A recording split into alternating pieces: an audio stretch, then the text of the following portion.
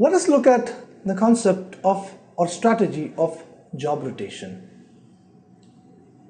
We as managers, in order to enrich the jobs of our subordinates, need to rotate jobs. This includes giving people the opportunity to use a variety of skills and perform different kinds of work. Let us work with certain examples. If you are an HR employee who has newly joined an organization and is working under a manager, what would you expect as an employee? You would expect your manager to entrust you with a few new tasks once every 2 months as you start growing in the organization. You will feel proud and you will feel confident if you are provided with newer jobs as you are learning new things. Now that we have looked at this aspect from the employee's point of view, why don't we as managers also provide this crucial job enrichment aspect or strategy to our subordinates? We can identify certain tasks which definitely after a few hours or few days of training can be entrusted or delegated to our subordinates. The most common way to do this is through job rotation. So what can be done is we can rotate the jobs or a few tasks of our employees. They can be rotated in certain sub-departments, like if HR is considered as a broad department or division, we can rotate them from recruitment to business HR, to the core HR, to strategic HR, to corporate HR, or in different areas, other different areas of HR. Here in this slide we continue with our first strategy of rotating jobs or job rotation.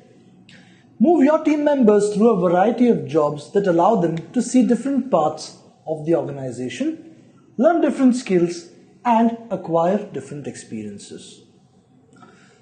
Believe me, some of these experiences might be way beyond their current capacity or their current profile, but these subordinates will definitely cherish or treasure these experiences as they form a part of their resume for future jobs or for a future promotion. This can be very motivating, especially for people in jobs that are very repetitive or that focus on one or two skills. A lot of industries like the manufacturing industry or the BPO industry might have a monotonous nature in which people might just be working on one thing all the time. So this aspect or strategy of job rotation might prove fruitful for these employees. Let us now look at the second strategy, which is to combine tasks. Combine work activities to provide a more challenging and complex work assignment. This can be significantly of increase to the task identity because people see a job through from start to finish. Don't just subject your subordinates to specialized jobs, subject them to general tasks in which they can identify a complete task, as mentioned, from the start to finish. What this does is this allows our employees or workers to use a wide variety of skills which can make the work seem more meaningful and important. In fact, this point is being reiterated from the past few slides, in which we have said that employees can become confident when they understand the significance of the tasks that they complete in an organization. Here we continue with our second strategy of combining tasks. For example, you can convert an assembly line process in which each person does one task into a process in which one person assembles a whole unit. Now this definitely comes under the strategy of combining tasks and will prove helpful to improve the confidence of an employee. That is, if tomorrow his job is rotated, he will have an understanding of the whole assembly line. You can apply this model wherever you have people or groups that typically perform only one part of an overall process. Consider expanding their roles to give them responsibility for the entire process or for a bigger part of that process. Coming from a training and development background, I've worked with several companies, that is several different organizations. In most of these organizations, we were given exposure not just to train members of the organization, but also to prepare training calendars, also to coordinate and facilitate training events, and various other aspects which are related to training, but not a direct part of the job profile. Hence, it formed combining tasks which made us more confident. These forms of job enrichment can be tricky because they may provide increased motivation at the expense of decreased productivity. Hence, as first-time managers or as new managers or as developing managers, we must learn to draw a line between productivity and job enrichment or the motivation factor. You need to understand or do a balancing act between these two important aspects. When you have new people performing tasks, you may have to deal with issues of training, efficiency and performance. Hence, you need to give proper weightages and do a balancing act to provide this kind of strategy to your employees. You must carefully weigh the benefits against the costs. And in accordance, you can vary the ratio of combining tasks with the productivity which the employee needs to provide. The next strategy is identify project-focused work units. In this, we need to break our typical functional lines and form project-focused units. Have you ever been provided with a job or a teamwork kind of a job, which is a project? Yes, you will notice there's a lot of motivation in employees who are provided with such a focused job or project. For example, rather than having all of your marketing people in one department, with supervisors directing who works on which project, you could split the department into specialized project units. The employees working under such specialized project units get an identity and work with better motivation. Specific storyboard creators, copywriters, and designers could all work together for one client or one campaign. This example cited here is that of an ad agency where people can be put onto a project to improve their confidence, motivation, and spirit of teamwork. This allows the employees to build client relationships in an excellent manner to increase autonomy, task identity, and feedback, thus, in a way, improving their morale or increasing motivation. Creation of autonomous work teams is the next strategy that we shall briefly discuss here. This is job enrichment at the group level. A group basically is a set of individuals who come together to perform certain tasks. Hence, this job enrichment strategy works at the group level. We need to set a goal for a team and make team members free to determine the specific work assignments, schedules, rest breaks, evaluation parameters, and the like. Hence, here we provide the required amount of freedom, independence, and autonomy to our subordinates. You may even give them influence over choosing their own team members. Here, these people will work like a team, not as a group. With this method, you'll significantly cut back on supervisory positions and people will gain leadership and management skills. This is like training your employees indirectly, and they in turn will train themselves on critical aspects like leadership and management skills, provided they are given the right kind of autonomy.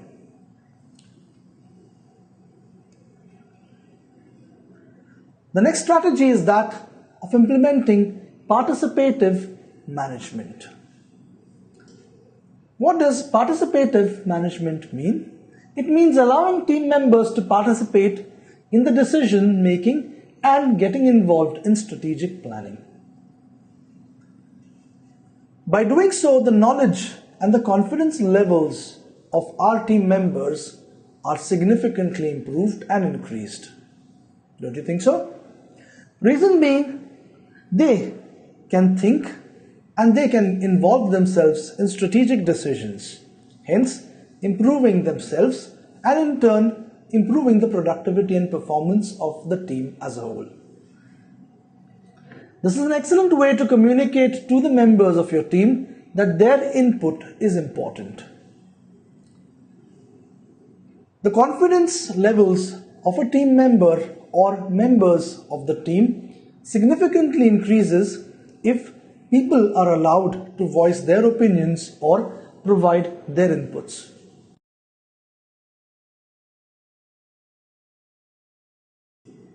Participative management can work in any organization across the industry, from a very small company with an owner or a boss who's used to dictating everything to a large company with a huge hierarchy.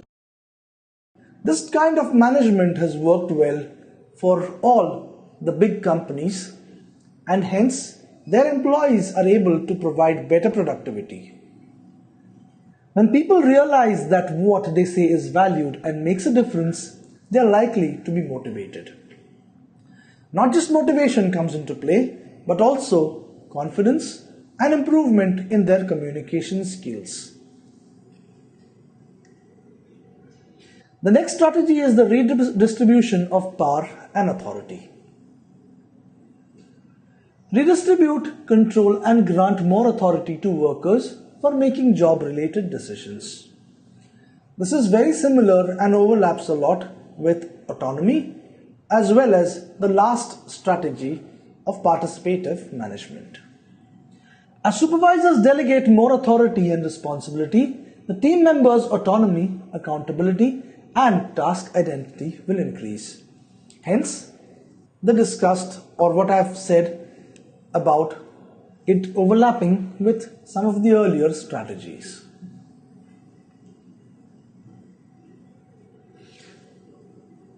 The next strategy is increment or increase in the job directed feedback. Now, as managers, we have done everything right till this particular moment. We have provided the right amount of training. We have provided the right amount of job autonomy, and we have provided participative management to our employees. The most critical factor that is yet to be covered is the feedback. Our employees are humans and will always appreciate a feedback, whether positive or critical, to help improve their job skills. Hence, we need to exercise this particular strategy in order to improve or increase the job enrichment. We need to make sure that people know how well or poorly they have performed their jobs. The more control you can give them for evaluating and monitoring their own performance, the more enriched their jobs will be. A good practice followed by many companies today is to provide a self-appraisal form during a biannual or an annual appraisal. This form ensures that the employees evaluate themselves before being evaluated by their bosses or managers, hence introspecting on their performance, whether their performance has lacunae, whether their performance has the required efficiency of performing a specific task or a job. Rather than have your quality control department go around and point out mistakes, consider giving each team the responsibility for their own quality control. This will in turn improve immensely the knowledge of your subordinates or employees. Employees will receive immediate feedback and they will learn to solve problems, take initiative and make decisions. This is crucial for a team which is provided autonomy. Autonomy would otherwise be a wasted effort if the team members are not told whether the tasks that are performed by them are right or wrong. I hope we all agree to this particular aspect, and let us move forward. Now we shall discuss some options related to the concept of job enrichment. Job enrichment, as we all would agree, provides many opportunities for the development of our people. You'll give them lots of opportunity to participate in how the work gets done, and they'll most likely enjoy an increased sense of personal responsibility for their tasks. The team members will appreciate the autonomy or independence provided to them, and hence they have no reason to blame you or a leader in the organization for the downfall or underperformance of a job, as they have taken responsibility and accountability of that particular job or activity. Let us look at some tips that we can use or exercise to improve the job enrichment. Don't just accept these points that we have discussed wholesale or agree to everything. They'll work in some situations and not in others. Apply these ideas sensibly and in a way that is aligned with the realities of your workplace and your organization's mission. So it is very critical for you to evaluate the kind of factors that govern your organization, the kind of factors that will work for you from the previously discussed slides, and you need to then go ahead and exercise the strategies accordingly.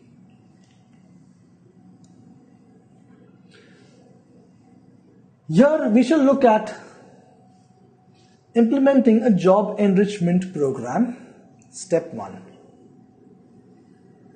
In step 1, we need to find out where people are dissatisfied with their current work assignments.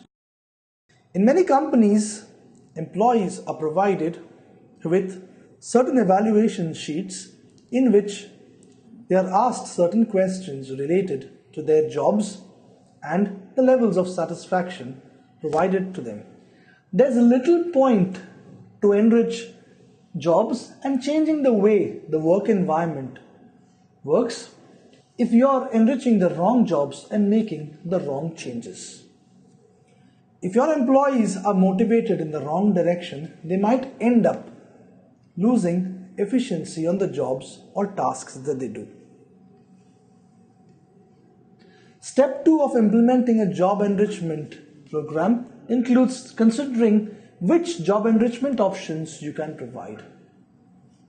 This also includes the fact that you don't need to drastically redesign your entire work process. In a lot of organizations, we can perform a lot of reuse instead of reinventing the wheel. Hence, the fact that we need not redesign drastically the entire work process. So you can look at certain lacunae which exist in the job profiles of your employees and work on those rather than redesigning the entire job description or job profile. The way that you design the enriched jobs must strike a balance between operational need and job satisfaction.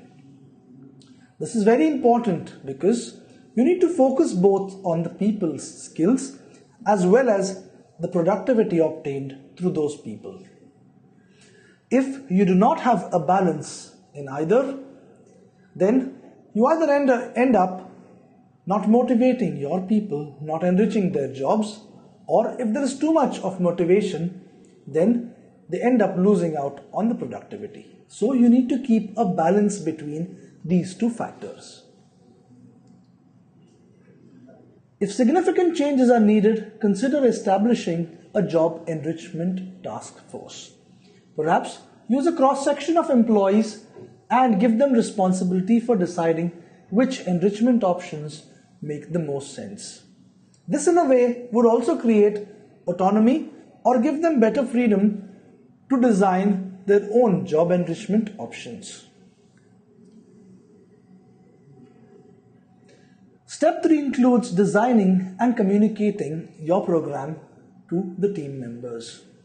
If you are making significant changes, let people know what you are doing and why. This is very important because people resist change. This is a known fact which is uniform across many organizations that people do not like change. Hence, please take efforts to inform the team members in advance the kind of changes that will happen if they are significant in nature and proportion. Here we continue with step 3 in our job enrichment program or implementation of this program. Work with your managers or your sub-managers to create an enriching work environment that includes lots of employee participation and recognition. Remember to monitor your efforts and regularly evaluate the effectiveness of what you're providing. This is very important so that you get continuous feedback about the kind of changes that are being enforced in your team.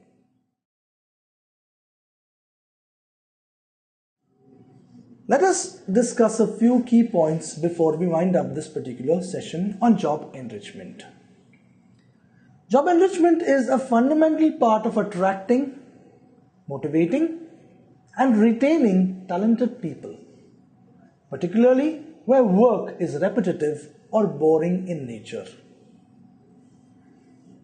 The next point is to do it well or to do a great job enrichment, you need to have a great match between the way your jobs are designed and the skills and interests of the employees working for you.